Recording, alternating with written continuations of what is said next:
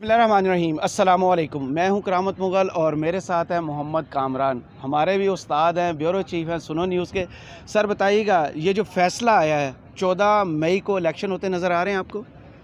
देखिए, आपने फ़ैसला नहीं पूछा और फ़ैसले का इतलाक़ जो है ना वो पूछ लिया बराह रास्त। एकदम जंप लगा दिए है कि जी फ़ैसला तो आ गया, अब ये इस पे अमल भी होना है कि नहीं बड़ा होना। सवाल यही है कि फ़ैसला आ चुका, इम्प्लीमेंटेशन। मेरा ये ख़्याल है कि हुकूमत अभी भी इस फ़ैसले को तस्लीम नहीं करेगी।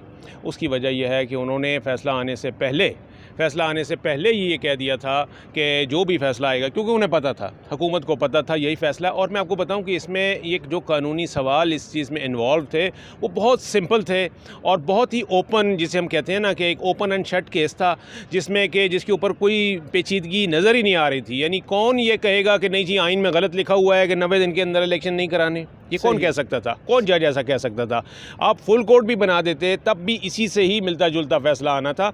इसलिए कि अगर कोई दूसरा फ़ैसला होता तो ज़ाहिर है वो नज़रिया ज़रूरत के तहत होता। तो अदालत ने अच्छा किया कि जो आइनी प्रोविजन है उन्होंने कहा कि नहीं, आइन पर अमल होगा, इलेक्शन ही होने चाहिए। अब रह गई बात कि जी वो इसको कबूल करते हैं नहीं करते, वो तो पहले कह चुके हैं कि जी हम नहीं मानेंगे। उससे फ़र्क क्या पड़ेगा? फैसला फ़र्क ये पड़ेगा कि जी मुल्क में अफरा तफरी रहेगी, अदम इस्तेहकाम रहेगा, सियासी अदम इस्तेहकाम रहेगा, माशी अदम इस्तेहकाम रहेगा, और ये डॉलर और ये पेट्रोल और ये आटे की जो कीमतें हैं ये हम जो देख रहे हैं ये इसी तरीके से बढ़ती रहेंगी। IMF पहले ही भाग चुका है।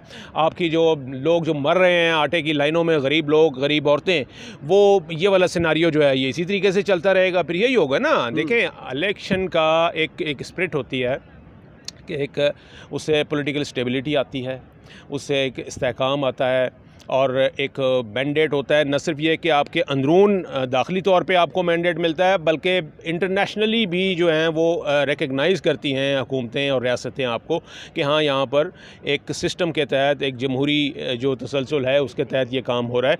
तो जब ये चीज़ें यहाँ पर गैर आइनी तरीके और गैर कानूनी हथकंडे और इस किस्म की चीज़ें जो हैं जब ये राइजुल वक्त होंगी तो ऐसी सूरत में तो आपके ऊपर मतलब है आपकी जब अपने तो क्या एतबार करेंगे, बाहर भी कोई एतबार नहीं करेगा आप। तो क्या लगता है कि इलेक्शन कमीशन ने पहले भी इस फैसले को नहीं माना था, अब अगर नहीं मानता तो फिर क्या इम्प्लीकेशन होंगे? नहीं, इलेक्शन कमीशन, अच्छा देखिए, इस फैसले में उन्होंने ये लिखा है, इलेक्शन कमीशन को वाज़ेह किया, उन्हें अंदाज़ा था, वाज़ेह डायरेक्शंस थी।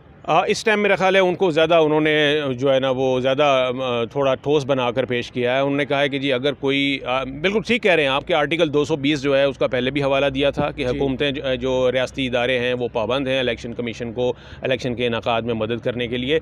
लेकिन क्या हुआ था, अब उन्होंने ये कह दिया है कि जी अगर बिलखुसूस इलेक्शन कमीशन को ये लिखा है कि आपको अगर कोई हर्डल आती है तो आप बराह रास्त सुप्रीम कोर्ट आएंगे और उसके मुताबिक उन्होंने ये कहा है कि जी हम अपने आर्डर जो है उस हिसाब से अपने अहकामात जारी करेंगे।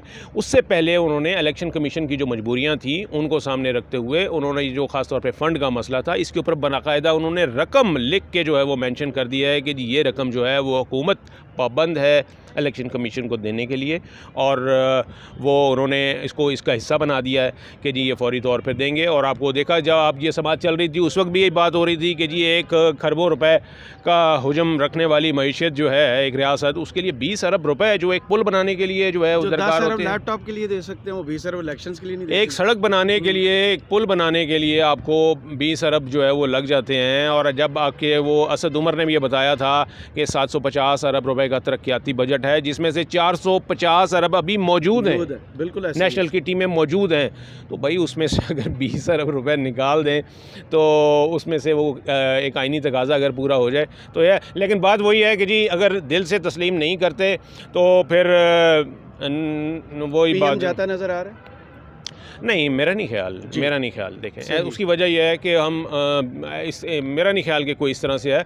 PM तो देखें, ये PM इस मौजूदा सूरत हाल में अगर कोई और जुडिशरी होती ना, आपने भी दौर देखा हुआ है इफ्तिखार चौधरी का, तो कल जो स्पीच की है PM ने पार्लियामेंट के अंदर, आपको ये भी बताया कि पार्लियामेंट के अंदर जजेस का कंडक्ट जो है वो ज़ेर बहस नहीं लाया जा सकता, इवन कोई सब्जुडिस मैटर हो उसके ऊपर बात नहीं की जा सकती। तो वो एग्जैक्टली तो वो अगर ऐसा होता तो कल मैं समझता हूँ अगर यहाँ पर कोई दूसरा चीफ जस्टिस होते तो शायद उन्होंने आज खुद नोटिस इस बात पे ले लेना था कि जी अभी मेरा इख्तियार है और आप तो ये आई है ना सुबह कि आपने ये कैसे, तो वो उनकी हाज़िरी जो है ना वो हो जाती वज़ीर आज़म की। लेकिन वो मेरा ये ख्याल है कि वो भी वीक पिच पर हैं।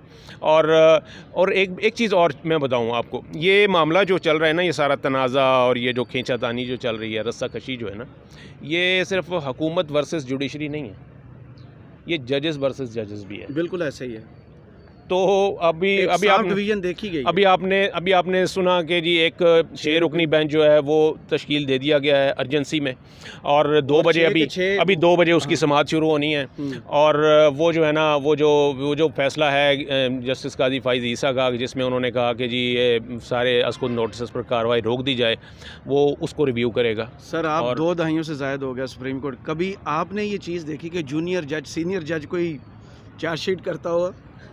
नहीं, ऐसा नहीं होता जी, होना भी नहीं चाहिए, ये हायरार्की है। और उसको आप जो मर्ज़ी नाम दें कि जी ये जुडिशल ऑर्डर नहीं है, एडमिनिस्ट्रेटिव है। चीफ़ जस्टिस ऑफ पाकिस्तान जो है वो इंस्टीट्यूशन का हेड होता है, और इंस्टीट्यूशन का जो हेड होता है वही एडमिनिस्ट्रेटिव हेड भी होता है। तो वो जो कल अपना जस्टिस कादी फ़ाइज़ ईसा ने जो ख़त इरसाल किए हुकूमत को, मेरा ये ख्याल है कि वो चूँकि जुडिशल ऑर्डर नहीं था, जुडिशल ऑर्डर तो दे सकते हैं, चूँकि वो जुडिशल ऑर्डर नहीं था, एडमिनिस्ट्रेटिव ऑर्डर था, तो वो शायद उनकी डोमेन नहीं थी, वो चीफ जस्टिस की डोमेन थी। सही। दूसरा बताएं, पंजाब में उन्होंने इलेक्शंस का कह दिया, केपी में अभी भी डेट नहीं आई, तो क्या ये फिर सदर की जानब जाएगा मामला कि वो डेट दें? गवर्नर तो नहीं देगा? जी बिल्कुल वही तरीका अपनाया जाएगा जी। उसमें उन्होंने मेंशन किया है कि ये जो मामला है, ये खैबर पख्तूनख्वा वाला जो मामला है, इसके लिए दोबारा अगर आप एप्लीकेशन सुप्रीम कोर्ट से रिज्यू करेंगे तो उस वक्त ये देखा जाएगा। फिल वक्त जो है ये हमने पंजाब की हद तक फैसला दिया। आखिरी सवाल, एक तो बिलावल ने कल स्टेटमेंट दी एमरजेंसी या मार्शल लॉ, दूसरा नवाज शरीफ साहब की स्टेटमेंट है कि $500 पर डॉलर। ये मुल्क के हालात आपको लगता है कि आगे इलेक्शंस की वजह से ख़राब होंगे? इलेक्शन ना होने की वजह से शायद ख़राब होंगे। इलेक्शन करा दें तो मेरा ख्याल है ये सारी कंट्रोवर्सी जो है ना वो खारजा कह रहा है जी बिल्कुल मुल्क का वज़ीर ख़ारजा, और वो अंदाज़ा कीजिए कि वो लोग कह रहे हैं, मतलब माशाल्लाह का बड़े दावेदार हैं आइन के, एंटी एस्टैब्लिशमेंट, जो कहते हैं कि जमहूरियत सबसे बड़ा इंतकाम है। जी जी, जो कहते हैं जमहूरियत सबसे बड़ा इंतकाम है, वो ये कह रहे हैं कि जनाब जी ये ख़तरा है हमें, यानी कि वो और बता रहे हैं कि हालात भी ऐसे हैं और हम भी ये भांप रहे हैं, तो इसलिए अगर आपने आना है तो आ जाइए।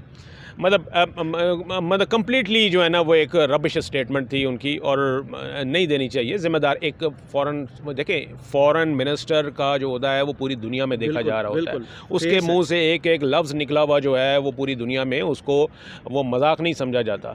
तो आप जब ये इस किस्म की बातें करेंगे तो फिर तैयार रहें कि ना IMF ने आपको लिफ्ट करानी है, ना FATF से आपकी पक्की जान छूटनी है, और ना ही जो बैरूनी दुनिया है वो आपको कोई आपके मुतालिक को अच्छा तासुर लेगी। सही। बहुत शुक्रिया मोहम्मद कामरान। तो कमेंट्स बॉक्स में ज़रूर बताइएगा ये वीडियो आपको कैसी लगी।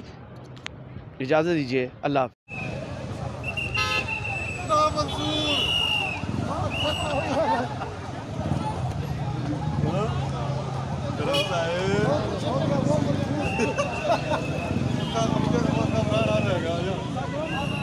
हाफ़िज़।